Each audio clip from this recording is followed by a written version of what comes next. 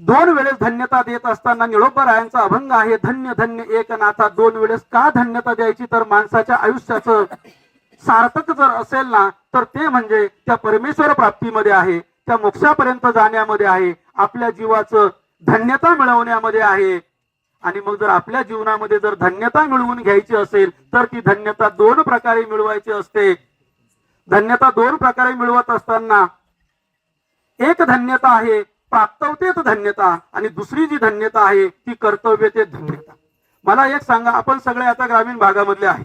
थोडेसे मी जे शब्द वाटल्यास थोडेसे हलके करतो, हलके असे करतो की मला सांगा, आपण सगळं जीवन जगत असताना काय करतो? कशासाठी जीवन करतो आपण?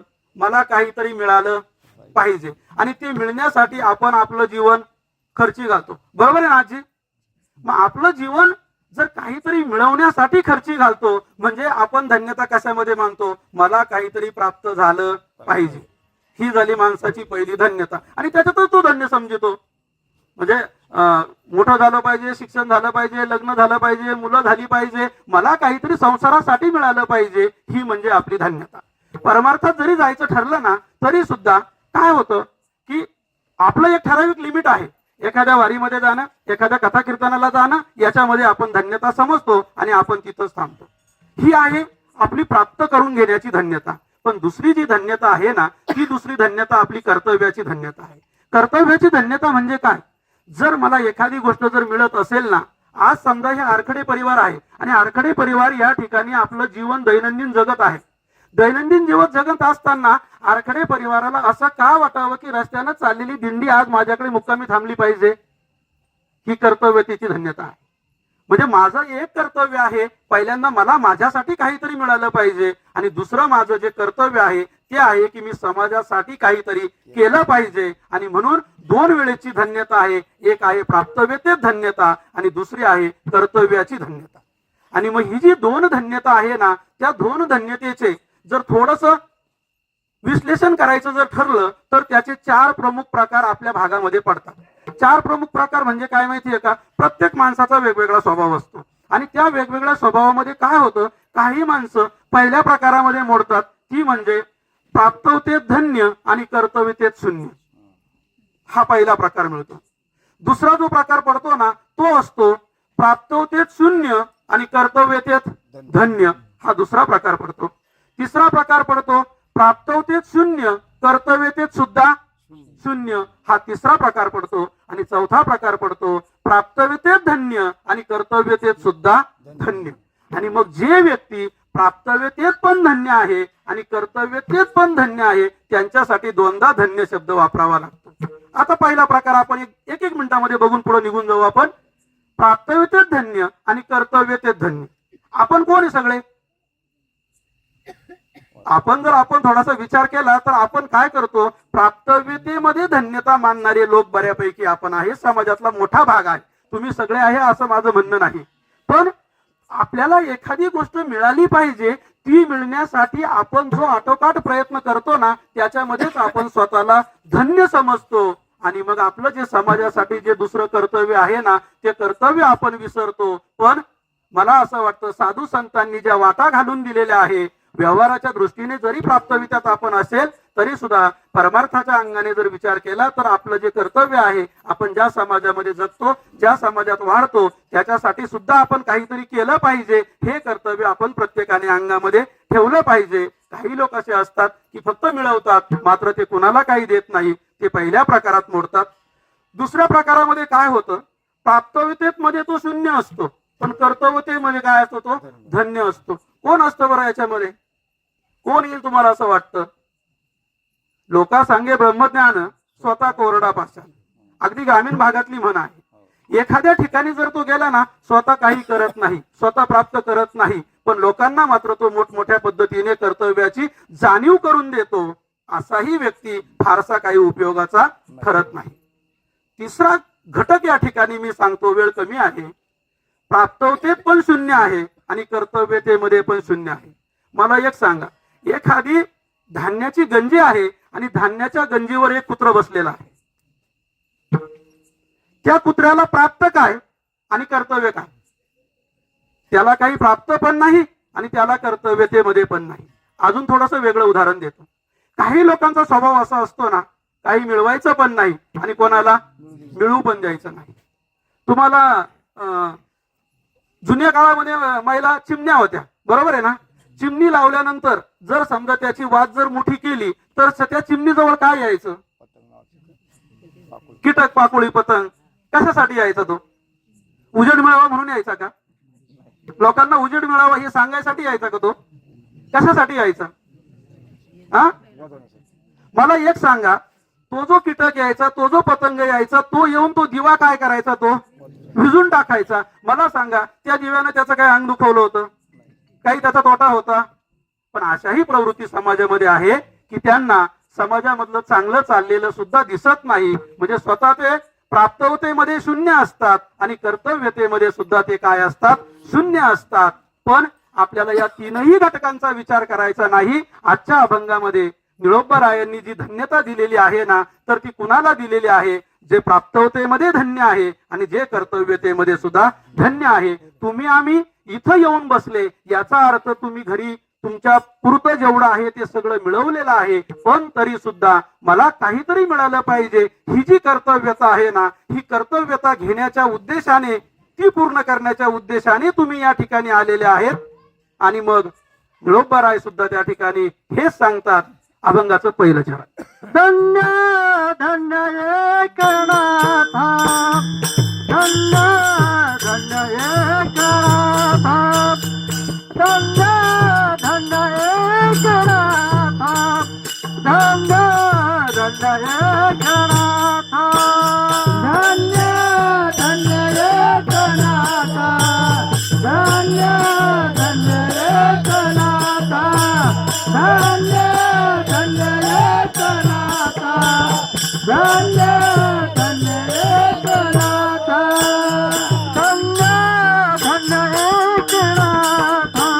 धन्य धन्य एकनाथा, धन्य धन्य एकनाथा,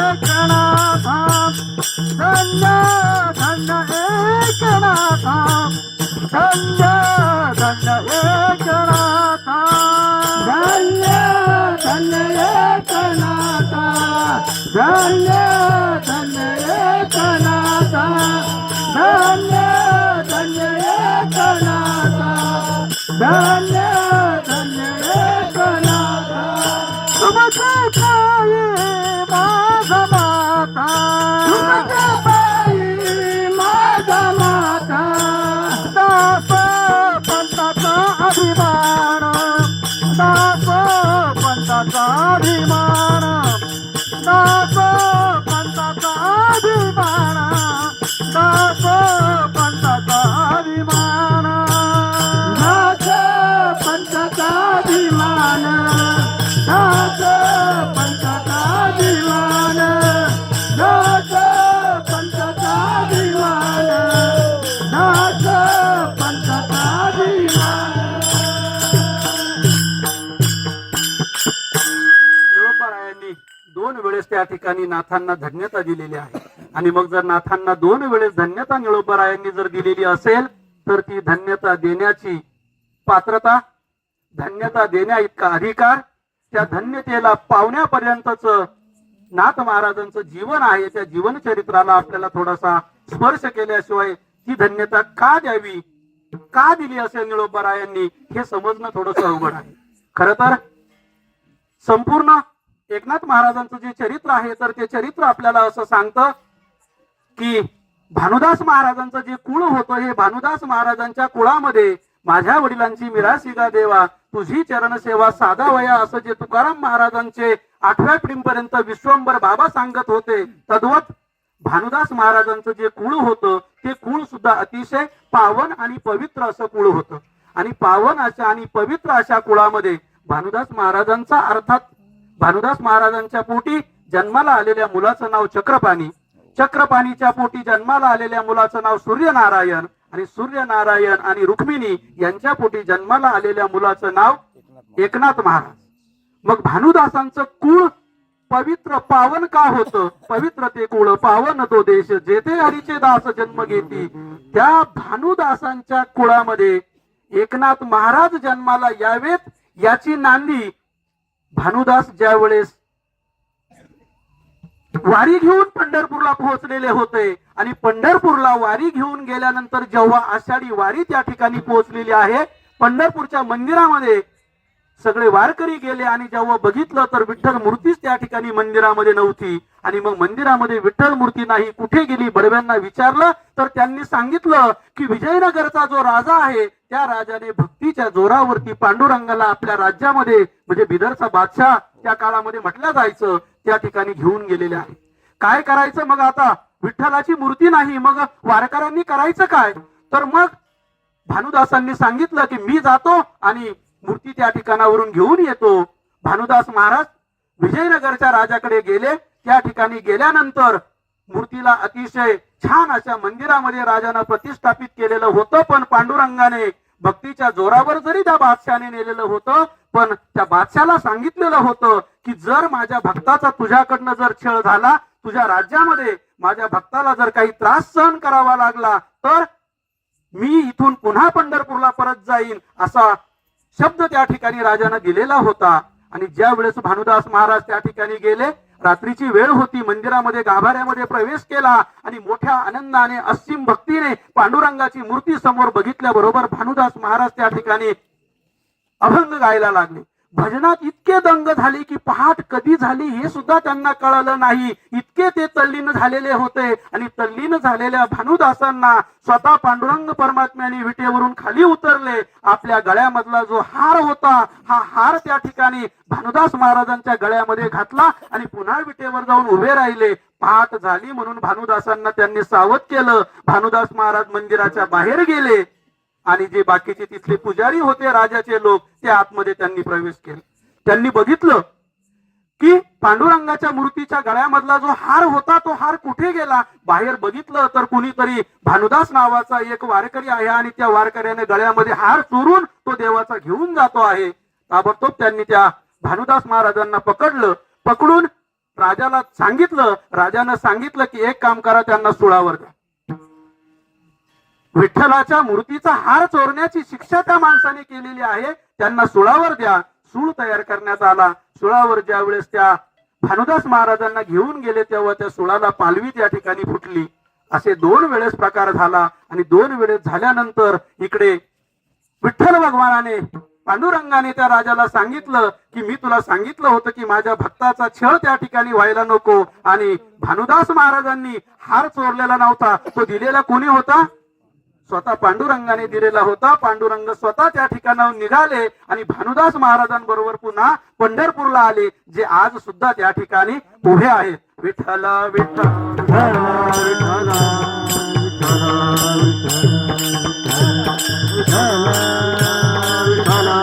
आणि मग ज्या वेळेस त्या ठिकाणी पांडुरंगाची मूर्ती प्रतिष्ठापित केली, ती प्रतिष्ठापित केल्यानंतर देवाने सांगितलं की भानुदासा, माझ्याकडे काहीतरी माग ना तू. म्हणजे प्रत्येक संताला पांडुरंगाने खरं तर सांगितलेलं आहे की तुम्ही माझ्याकडे काहीतरी मागा, पण संत कधी मागत नाही.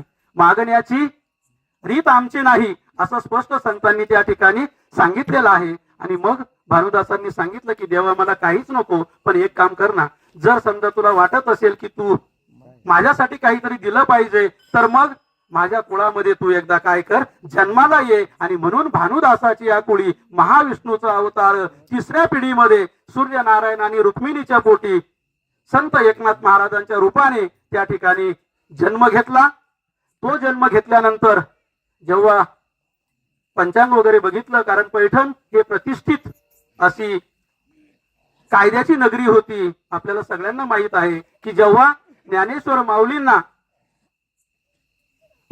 अधिकार मिळावा म्हणून निवृत्ती दादा आणि 4 भावंड पैठणला गेलेले होते, तेव्हा त्या धर्मपीठापुढे, न्यायपीठापुढे सगळं जेव्हा म्हणणं मांडलेलं होतं, तेव्हा सगळं 16 ओळ्यामधलं त्या ठिकाणी पाळलं जात होतं. कर्मठ ब्राह्मण त्या ठिकाणी राहत होते. आणि मग अशा कर्मठ काळामध्ये राहत असताना जर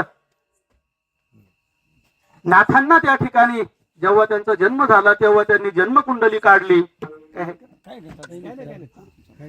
जन्मकुंडली काढली तर त्याच्यामध्ये मूळ नक्षत्रावरती नाथांचा जन्म झालेला होता.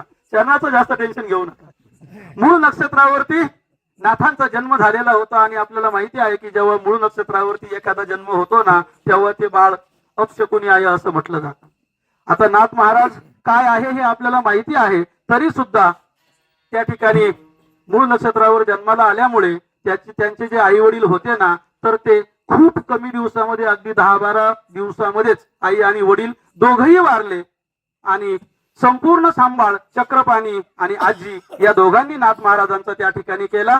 पुढे हळूहळू त्यांचा जो पिंड होता तर तो पिंड असा होता की तो वैराग्याचा पिंड होता, कारण महाविष्णू स्वतः त्या ठिकाणी अवतरित झालेले होते. नंतर हळूहळू ते मोठे होत गेले. 8-9 वर्षाचे झाल्यानंतर कुठेतरी मला गुरु मिळाला पाहिजे म्हणून त्यांना एका शंकराच्या मंदिरामध्ये शिवालयामध्ये साक्षात्कार झाला आणि त्यांना सांगितलं की या ठिकाणी दौलताबादचा जो किल्ला आहे ज्याला देवगड म्हणतात त्या देवगिरी किल्ल्यावरती तिथं जनार्दन स्वामी म्हणून त्या किल्ल्याचे किल्लेदार आहेत. खरं तर यवनांचं राज्य होतं, मुस्लिमांचं राज्य होतं, तरी सुद्धा जनार्दन स्वामी त्या ठिकाणी किल्लेदार होते आणि अतिशय निष्ठावंत त्या ठिकाणी ते भक्त होते. दत्तात्रेय आणि ते एकत्र बसून दर गुरुवारी चर्चा करायचे, इतके त्यांचा अधिकार मोठा होता. वेळ नाहीये, थोडस मला फास्ट जायचं आहे. आणि मग जेव्हा एकनाथ महाराजांना शंकराच्या मंदिरामध्ये साक्षात्कार झाला की एक काम कर, जर तुला गुरु करून घ्यायचं असेल तर तू त्या देवगिरी किल्ल्यावर जा. एकनाथ महाराजांनी घरी सांगितलं नाही. घरी न सांगता ते डायरेक्ट गेले आणि त्या किल्ल्यावरती गेल्यानंतर इकडे मात्र चक्रपाणी आजी आजोबा बिचारे सगळे त्यांचं शोधून थकले, पण एकनाथ महाराज घरी आले नाही. 12 वर्ष त्या ठिकाणी त्यांनी गुरुची सेवा केली. त्या ठिकाणी त्यांना दत्तात्रेयाची भेट झाली आणि दत्तात्रेयाची भेट झाल्यानंतर सगळं ज्ञान त्यांनी त्या ठिकाणी अर्जित केलं आणि मग गुरुने त्यांना सांगितलं की एक काम कर, तू आता तीर्थयात्रा करायला जा. आणि मग तीर्थयात्रा करत करत त्र्यंबकेश्वर केलं, नाशिक केलं, नाशिकवरून ते पैठणला आले आणि 12 वर्षानंतर पुन्हा त्या ठिकाणी घरी आले. नंतर त्यांचं विवाह त्या ठिकाणी गुरूंच्या आज्ञेमुळे झाला. हा सगळा कथाभाग तुम्हाला माहिती आहे. मला पुढच्या भागाकडे जात असताना फक्त मी तुम्हाला सांगतो की ज्या वेळेस सगळ्या पद्धतीचं ज्ञान एकनाथ महाराजांनी मिळवलं, ते ज्ञान मिळवल्यानंतर मग मला तर मिळालं, मी प्राप्त होते, धन्य झालो, पण कर्तव्याचं काय? आणि मग कर्तव्यातून जेव्हा उतराई होण्याची वेळ आली त्यावेळेस एकनाथ महाराजांनी काय केलं तर या जगासाठी जे संस्कृत भाषेमध्ये बंदिस्त असलेलं जे ज्ञान होतं ना ते ज्ञान प्राकृत भाषेमध्ये रूपांतरित करायला सुरुवात केली. आणि मग ते रूपांतरित करत असताना ज्या वेळेस त्यांनी आपल्या भागवताचा जो 12वा स्कंद आहे त्या 12व्या स्कंदाचं ज्या वेळेस त्यांनी एकनाथी भागवत लिहायला सुरुवात केली, त्या एकनाथी भागवताचे त्यांनी 2 अध्याय लिहिले आणि ते 2 अध्याय लिहित असताना ते लिहून पूर्ण झाले. अतिशय लोकांना छान आवडत होते. त्यांच्या घरी दररोज पंक्ती त्या ठिकाणी उठत होत्या. ते श्रीमंत होते. मला ते सांगायचं नाही, 1200 एकर जमिनीचा मालक म्हणजे संत एकनाथ महाराज होते. त्यांच्याकडे कोणत्याही पद्धतीची श्रीमंतीची कमतरता नव्हती. एकमेव असे संत आहे एकनाथ महाराज की जे संत आहेत, शांत आहेत आणि श्रीमंत आहेत. संत आहे म्हणजे त्यांना गाढवामध्ये पण देव दिसला. त्यांना अगदी महाराच्या पोराला वाळवंटामध्ये उचलून घेण्या इतकी दया त्यांच्यामध्ये होती. ही माणुसकी पण त्यांना त्या ठिकाणी होती. म्हणजे ते हृदयाने संत होते, ते शांत होते. शांत नंतर एक उदाहरण आपल्याला जे यवनाचं आहे त्यावेळेस त्यांची शांतता आपल्याला कळणार आहे. आणि जे श्रीमंत आहेत तर ते जे श्रीमंत होते ना तर त्या श्रीमंतीमध्ये 1200 एकर जमीन आणि दररोज त्यांच्याकडे आले गेल्या सगळ्या लोकांच्या पंक्ती उठत होत्या. आणि ज्या वेळेस त्यांनी त्या भागवताचे 2 अध्याय लिहिले ते लिहून पूर्ण होत असताना 2 ब्राह्मणाची मुलं होते. त्यांना काशीला शिक्षणासाठी जायचं होतं आणि मग त्या 2 मुलांनी ते 2 अध्याय आपल्याकडे घेतले आणि ते काशीला गेले. काशी घाटावर गेल्यानंतर त्यांनी दररोज त्या अध्यायाचं पारायण करायला सुरुवात केली. आता काशी म्हटलं की तिथं सर्व ब्राह्मण आहेत आणि संस्कृत सोडून दुसरी देवभाषा नाही असा त्या काळामध्ये समज होता. संत एकनाथ महाराजांचा जो काळ होता ना तर तो आहे 1533 ते 1599. 66 वर्षाचं आयुष्य एकनाथ महाराजांनी या पृथ्वी तलावरती उपभोगलेलं आहे. आणि मग त्या काळामध्ये जेव्हा ते काशीला गेले, काशीला गेल्यानंतर तिथं संस्कृत सोडून दुसरं कोण प्राकृतामध्ये वाचतं म्हणून त्या काशीचे पंडित त्या मुलांना विचारायला लागले की अरे तुम्ही हे जे वाचताय ना तर हे कुठून आणलेलं आहे. आणि मग त्यावेळेस त्यांनी सांगितलं की महाराष्ट्रामध्ये पैठण नावाचं गाव आहे, तिथं एकनाथ महाराज आहे आणि ते भागवताच्या 12व्या स्कंदाचं प्राकृत मध्ये या ठिकाणी लेखन करता आहे. त्या काळामध्ये त्या ब्राह्मणांना तिथल्या कर्मठांना ते आवडलं नाही. त्यांनी आदेश पाठवला आणि सांगितलं, नाथ महाराजांना इकडे ग्राम अधिकाऱ्याला पत्र पाठवलं त्यांच्या नावाने आणि सांगितलं की तुम्ही एक काम करा, सगळं तुमचं एवढं लिहिलेलं साहित्य आहे सगळं घेऊन काशीला घेऊन या. नाथ महाराजांना निरोप मिळाला. निरोप मिळाल्याबरोबर नाथांचे 5-6 अध्याय तोपर्यंत लिहून पूर्ण झालेले होते. नाथांनी ते प्राकृत मध्ये लिहिलेलं सगळं उचललं आणि काशी क्षेत्रामध्ये गेले. काशी क्षेत्रामध्ये गेल्यानंतर त्या ठिकाणी त्यांनी त्या ब्राह्मणांपुढे सगळं साहित्य ठेवलं आणि त्यांना सांगितलं की गुरुवर्य, तुम्ही भूदेव आहात, माझी काय चूक झाली मला एकदा ते सांगा. जर तुम्हाला असं वाटत असेल की तुमचं हे संस्कृत मधलं भागवत आणि मी लिहिलेलं प्राकृत मध्ये भागवत याच्यामध्ये जर काही त्या भागवताचा अपमान झाल्यासारखं असेल तर मी शिक्षेला पात्र आहे. पण जर जसंच्या तसं माझ्या बहुजन समाजासाठी, माझ्या सर्वसामान्य लोकांसाठी हे ज्ञान खुलं व्हावं, जे 12व्या शतकामध्ये संत ज्ञानेश्वरांनी गीतेची ज्ञानेश्वरी नावाची टीका जी प्राकृत भाषेमध्ये केली तीच जर मी आज या ठिकाणी करतो आहे, भागवत लोकांपर्यंत पोहोचवतो आहे, तर मग माझं नेमकी काय चुकलं. त्यांनी एक कमिटी त्या ठिकाणी बसवली. सगळ्या पद्धतीने त्यांनी अभ्यास केला आणि अभ्यास केल्यानंतर त्यांच्या लक्षात आलं की नाथांनी कोणतीही चूक केलेली नाही. आणि मग त्या ब्राह्मणांनी सांगितलं की तुम्ही एक काम करा, याच गंगेच्या घाटावर इथं बसा आणि भागवत पूर्णपणे लिहून पूर्ण करा. एकनाथ महाराजांनी भागवत त्या ठिकाणी पूर्ण लिहून पूर्ण केलं. पण मला सांगा ना, समाजाची रीत आहे, एखादी गोष्ट किती चांगली केली तरी ती सगळ्यांना आवडते का? नाही आवडत. तिथंही सगळ्यांना आवडली नाही. काही ब्राह्मण त्यांच्यामध्ये सुद्धा काही विरोध करणारे होते. त्यांनी सांगितलं नाही, तुम्हाला जरी वाटलं ना त्यांनी भागवत लिहून पूर्ण केलेलं आहे तरी सुद्धा ते आम्हाला मान्य नाही. त्यांनी ते भागवत घेतलं आणि गंगा नदीमध्ये बुडवायला गेले. तुकोबरायांची गाथा पण बुडवण्यात आली आणि संत एकनाथ महाराजांचं भागवत सुद्धा गंगेमध्ये काशीला बुडवायचा त्यांनी प्रयत्न केला. पण स्वतः गंगा मैया त्या ठिकाणी प्रगट झाली असं मैपती महाराजांच्या चरित्रामध्ये सांगितलं आहे. आणि गंगा मैयानं ते भागवत वरचीवर त्या ठिकाणी पुन्हा झेललं. सगळे जे ब्राह्मण बुडवायला आलेले होते त्यांच्या सगळ्यांच्या माना खाली गेल्या शर्मेनं की आपण चूक करत आहोत. आणि मग त्या एकनाथ महाराजांची 7 दिवस मिरवणूक काशी क्षेत्रामध्ये काढण्यात आली. आणि मग ती मिरवणूक काढल्यानंतर सगळ्या पद्धतीने विजयोत्सव साजरा केल्यानंतर ते भागवत घेऊन, रुक्मिणी स्वयंवर ग्रंथ सुद्धा त्यांनी त्याच ठिकाणी लिहिलेला होता, तो ग्रंथ घेऊन ज्यावेळेस ते महाराष्ट्रामध्ये आले त्यावेळेस ते अंबाजोगाईला आले. अंबाजोगाईमध्ये दासोपंत नावाचे एक सिद्ध पुरुष होते. दासोपंत असे सिद्ध पुरुष होते की त्यांनी झाडाचे पडलेले पानं खाऊन त्या ठिकाणी साधना केलेली होती. आणि 20 वर्षाची ही साधना फळाला येऊन दत्तात्रय त्यांना प्रसन्न झाले आणि त्यांचं काष्टवत झालेलं जे शरीर होतं ना तर ते त्यांनी तजेल शरीर त्यांना अर्पण केलं, दिव्य शरीर त्यांना त्या ठिकाणी देण्यात आलं. आणि मग असे हे जे दासोपंत होते ना, हे दासोपंत आणि दत्तात्रय भगवान एकत्र सोंगट्या खेळायचे. इतका त्या दासोपंतांचा अधिकार मोठा होता.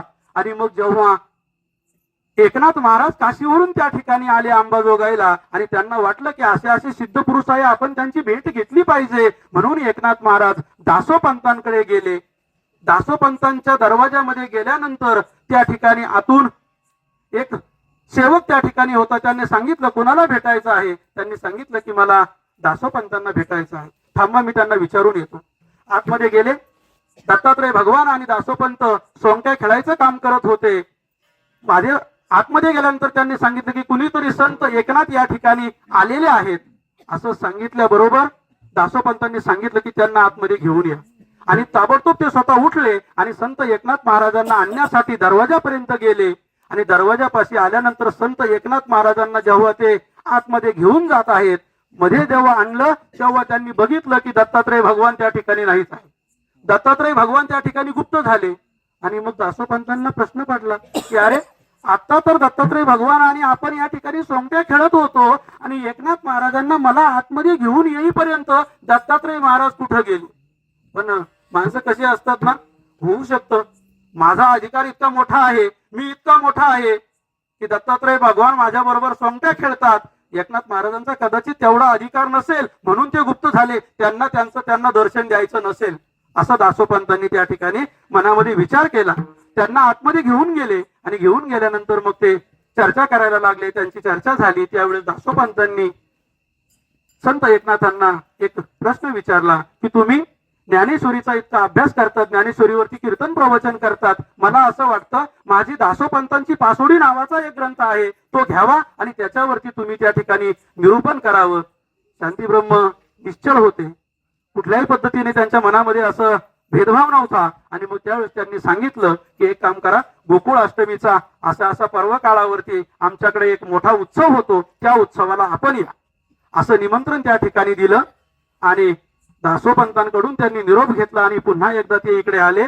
ज्या वेळेस गोकुळ अष्टमी आली, त्या गोकुळ अष्टमीच्या कार्यक्रमासाठी दासोपंतांनी आपला रथ त्या ठिकाणी सज्ज केला, डोली घेतली. त्या डोलीमध्ये दासोपंत त्या ठिकाणी बसलेले आहे. 14 जणांनी ती डोली उचलली आणि घेऊन नाथ महाराजांच्या पैठणकडे ते त्या ठिकाणी आलेले आहे. पैठणला आल्यानंतर ज्या वेळेस त्यांनी त्या डोलीचा पडदा बाजूला केला आणि पडदा बाजूला करून ज्या वेळेस त्यांनी बाहेर पाऊल ठेवलं, तर ते बाहेर पाऊल ठेवल्यानंतर त्यांना जे दिसलं अभंगाचं 3रं चरण. दत्तात्रय तो पदार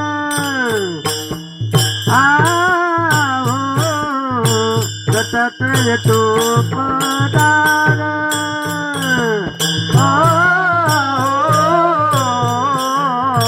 दत्तात्रय तो पदार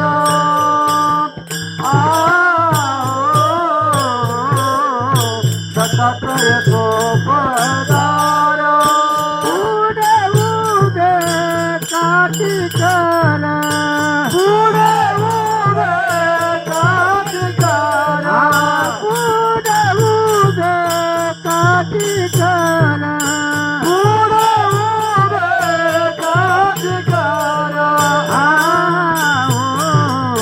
दासोपंत का अभिमान दासोपंत का अभिमान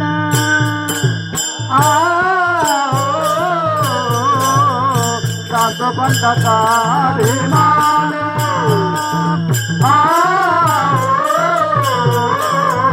दासोपंत का अभिमान. ज्या वेळेस त्या ठिकाणी त्यांनी त्या डोलीचे पडदे बाजूला केले आणि बाहेर बघितलं ना, तर त्या एकनाथ महाराजांचे जे मुख्य दरवाजा होता वाड्याचा, त्या दरवाजावरती दत्तात्रय भगवान काय करत होते, चोपदारकी करत होते. हातामध्ये काठी होती आणि तो काठीचा दंड घेऊन त्या ठिकाणी ते समोर होते.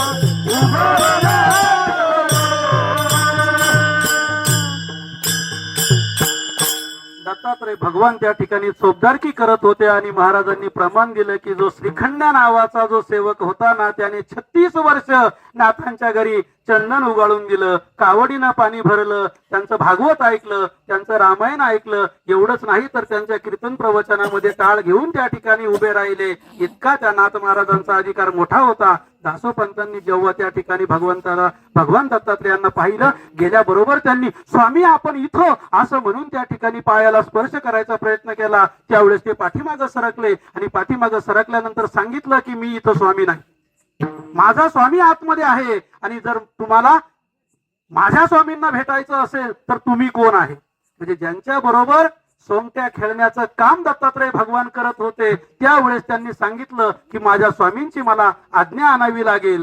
आणि मग ताबडतोब दासोपंतांच्या लक्षात आलं. दासोपंत तिथून निघाले आणि एकनाथ महाराजांकडे गेले.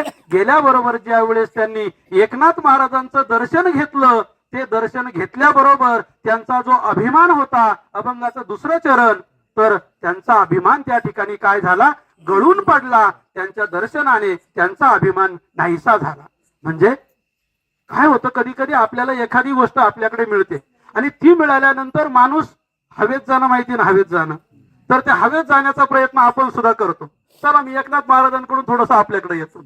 माझं एक थोडंसं वैशिष्ट्य असं आहे की शक्यतो जे प्रासंगिक कीर्तन असेल ना, त्या कीर्तनामध्ये किमान आपण ज्याच्यासाठी पायी जातोय ना ते आपल्याला पोहोचलं पाहिजे. नाहीतर एखाद्या गोष्टीचे विनोद सांगून किंवा इतर समजा दुसऱ्या गोष्टी सांगून सुद्धा आपल्याला कीर्तन करता येतात. पण कीर्तयती कीर्तयन्ते, ज्या ठिकाणी तुम्हाला त्या भगवंताची कीर्ती वर्णन करून सांगायची आहे ना, तिथं तेच झालं पाहिजे. कारण आज आपण पायी जातो आहे आणि पायी जात असताना अरे मग त्या ज्या दिंडीमध्ये आपण जातो आहे, ज्या वारीमध्ये जातो आहे, ज्या नाथ ब्रह्माकडे जातो आहे, जिथं शांती ब्रह्म ज्यांना म्हटलं जातं, त्यांच्या दर्शनासाठी मी माझ्या जीवाचा आटापिटा करतो आहे ना, मग ते नेमकी कोण आहे, त्यांनी काय केलं, हे जर आपल्याला माहित नसेल, हे जर नाही कळालं, तर मग त्या जाण्यामध्ये उपयोग नसतो. किंवा कुठेतरी आपल्याला वाटतं की मग आपण नेमकी कशासाठी चाललेलो आहे. आणि मग मी आपल्यासाठी याच्यासाठी म्हटलं की आपण काय करतो, अल्प गोष्टीमध्ये ताबडतोब संतुष्ट होऊन जातो. तद्वत दासोपंतांना सुद्धा असं वाटलं की जे माझ्याकडे आहे ना ते इतरांकडे कोणाकडेच नाही. पण असं कधीच समजायचं नाही. माणसाने आयुष्यामध्ये अभिमान नावाची जी गोष्ट आहे ना ती बाळगायची नाही. तुम्ही अभिमान सोडा, लीनपणा घ्या, तुम्हाला आयुष्यामध्ये काहीच कमी पडणार नाही. जेव्हा तुम्ही जीवन जगताना, ते जीवन जगत असताना जर तुमच्या नशिबाने, तुमच्या दैवाने, तुमच्या प्रारब्ध योगाने जर तुम्हाला एखादी गोष्ट मिळाली ना, तर ती मला मिळालेली गोष्ट ज्यांना मिळालेली नाही ना, त्यांच्यामध्ये वाटून खाण्यामध्ये जेवढा आनंद आहे तेवढा एकटा खाण्यामध्ये नाही, हे आपण आपल्या आयुष्यामध्ये आपण ठेवलं पाहिजे. आणि मग ज्या वेळेस त्या दासोपंतांच्या लक्षात आलं की माझ्यापेक्षा सुद्धा श्रेष्ठ अधिकारी माणूस या ठिकाणी आहे, स्वतःच्या मनामधला अभिमान गळून गेला. आणि 4 महिने दासोपंत त्या ठिकाणी नाथ महाराजांकडे थांबले आणि एकाच ओवीवरती नाथांचं प्रवचन चालू होतं. ओम नमोजी आज्ञा वेद प्रतिपाद्या जय जय स्वसंवेद्या आत्मरूपा देवा तुची गणेशू सकलार्थमती प्रकाशू म्हणे निवृत्ती दासू अवधारीजू. एका ओवीवरती की जे दास्यत्व असतं ना, दास्यत्व, ते दास्यत्व जसं ज्ञानेश्वर माऊलींनी सांगितलेलं आहे की सगळं ज्ञानेश्वर माऊलींनी केलं. पण पसायदान आपण बघा ना, पसायदानात असं ज्ञानेश्वर माऊलींनी कधी म्हटलं का मी केलं? घरामध्ये सुद्धा, कुटुंबामध्ये सुद्धा मी केलं असं म्हणू नका. कर्मण्यवाधिकार असते माफलेशु कदाचन, कर्म करत चला, फळाची अपेक्षा ठेवू नका, त्याच्यावरती सोडा, ते तुम्हाला मिळत जाईल. मीपणा सोडा, अहमपणा सोडा, ह्या जगामध्ये सगळं काही तुमच्या वाट्याला मिळेल. आणि मग दासोपंत 4 महिने त्या ठिकाणी थांबले.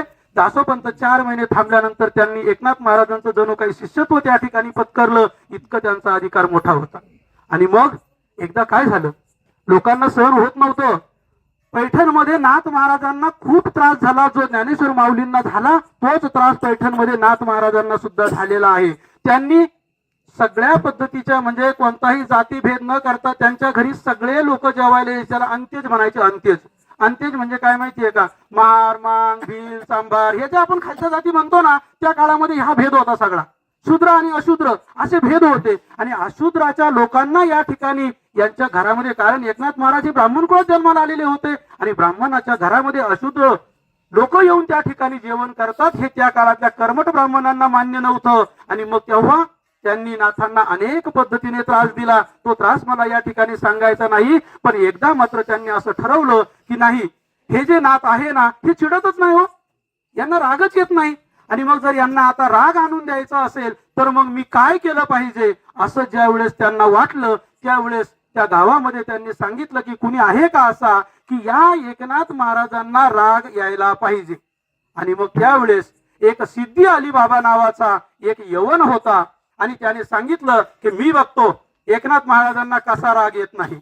आणि मग जेव्हा एकनाथ महाराजांचा दिनक्रम होता, पहाटेची वेळ होती, पहाटेच्या वेळेस ते उठले. गोदा गंगा मैया त्या ठिकाणावरून वाहत होती पैठण क्षेत्रामधून आणि त्या गंगा मैयाकडे ते गेले. सकाळचं स्नान केलं. स्नान करून त्या ठिकाणी जेव्हा ते पूजेसाठी हातामध्ये पाणी घेतलं आणि पाणी घेऊन आपल्या घराकडे येत होते त्यावेळेस तो जो सिद्धी अली बाबा होता त्यानं मोठं एक पान खाल्लेलं होतं आणि पान खाऊन तोंडामध्ये त्याने मोठा गुळणी त्या ठिकाणी धरून ठेवलेली होती. ज्या वेळेस नाथ बाबा त्या ठिकाणावरून आंघोळ करून चाललेले होते ना, तर त्याने काय केलं, आपल्या तोंडामध्ये धरलेली जी गुळणी आहे ती लगेच ताबडतोब नाथ बाबाच्या अंगावर टाकली. नाथ बाबांनी काहीच केलं नाही. अंगावर पडलेलं थुंकलेलं नाथ बाबांच्या लक्षात आल्याबरोबर कोण थुंकलं हे सुद्धा नाथ बाबांनी बघितलं नाही. नाथ बाबा तिथून निघाले आणि पुन्हा कुठे गेले, गंगेमध्ये गेले. गंगेमध्ये गेल्यानंतर त्यांनी पुन्हा त्या ठिकाणी पवित्र असं स्नान केलं आणि पुन्हा त्याच रस्त्याने मार्गस्थ झाले. असं नाही की आता मी रस्ता बदलला पाहिजे असं सुद्धा त्यांनी ठरवलं नाही. आपण काय करतो, पटकन एखादी गोष्ट जर आपल्याला अवघड वाटली ना तर आपण आपला मार्ग सोडून देतो आणि दुसरा करायला सुरुवात करतो. नाथ बाबांनी तसं केलं नाही. त्याच मार्गाने ते परत आले. आणि आपण अनेक वेळा ऐकलेलं आहे, असं म्हणतात की 108 वेळा त्या ठिकाणी तो जो यवन होता तो नाथ बाबांच्या अंगावर थुंकायचा. नाथ बाबा पुन्हा त्या ठिकाणी परत जायचे, आंघोळ करायचे आणि ते पाणी घेऊन यायचे. अभंगाचं 4थं चरण. यवन अंगावर थुकला, यवन अंगावर थुकला, यवन अंगावर थुकला, यवन अंगावर थुकला, यवन अंगावर थुकला, यवन अंगावर थुकला, अंगावर थुकला, यवन अंगावर थुकला, प्रसाद उन्मुख केला, प्रसाद उन्मुख केला, दसपंथाचा अभिमान, दसपंथाचा अभिमान, प्रसाद उन्मुख केला,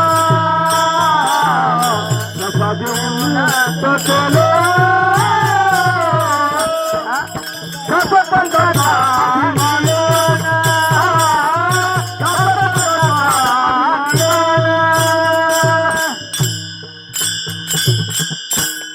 यवनाने 108 वेळा नाथरायांच्या अंगावर थुंकलं. कोणत्याही पद्धतीने न चिडता नाथराय ज्यावेळेस 108व्या वेळा आले, आल्यानंतर त्याला शेवटी स्वतःची लाज वाटली की अरे एखादी गोष्ट करायची तर आयुष्यामध्ये मी किती वेळा करायची. कदाचित तो यवन होता, त्या यवनाला त्यावेळेस 108 वेळा करून का होईना चुकीचा पश्चाताप झाला. पण आजही समाजामध्ये असे काही लोक आहे दररोज वारंवार तीच चूक करतात पण तरी चुका सुधारायला तयार नाहीत. मग ते यवन की आपण यवन हा ज्यानं त्यांना ज्याचा त्याचा विचार करण्याची गरज आहे. अरे मला सांगा, दारू पिण्याने व्यसन करण्याने अनेक कुटुंब उद्ध्वस्त झालेली आपण बघितलेली आहे. आपण 108 वेळेत तरी थांबतो का? आपल्याला माहित आहे की ही गोष्ट वाईट आहे तरी सुद्धा आपण थांबत नाही. त्यामुळे संतांचं चरित्र, संतांचे विचार केवळ फक्त ऐकण्यापुरते, मनोरंजनापुरते घेऊ नका. कीर्तनामधून खरंच अशा पद्धतीनं जर प्रबोधन झालं आणि थोडा जरी आपण आपल्या जीवनात बदल केला ना तर अशा पद्धतीचं सगळं करण्याचं सार त्या ठिकाणी होईल. एकनाथ महाराज घरी गेले, पूजा केली, देवाचा प्रसाद घेतला आणि प्रसाद आणून कोणाला दिला? त्या यवनाला दिला आणि त्याला सांगितलं. त्याने ताबडतोब नाथ महाराजांचे पाय धरले आणि सांगितलं की नाथा, अहो तुम्ही नेमकी कशाचे बनलेले आहात मला सांगा. 108 वेळा मी तुम्हाला पाठवलं त्यावेळेस सांगितलं की अरे बाबा तुझ्यामुळे मला पुण्य घडलं. एका दिवसामध्ये 108 वेळा गंगेचं स्नान मी कधी केलं असतं. हे पुण्य तुझ्यामुळे मला या ठिकाणी मिळालेलं आहे. अशा गोष्टीमधनं सुद्धा चांगलं शोधायचं आपल्या आयुष्यामध्ये आलं पाहिजे. जीवन वाईट आहे, संसार करत असताना दुःख येणार आहे, संसाराचं सगळं वर्णन वाईटाचंच केलेलं आहे, दुःखाचंच केलेलं आहे. पण त्या दुःखाच्या संसारामध्ये सुद्धा कुठेतरी सुखाची झालर, सुखाचा एखादा क्षण आपल्या वाट्याला येतो ना, तो आपण पकडत चला आणि त्या सुखाच्या क्षणाने त्या ठिकाणी जगत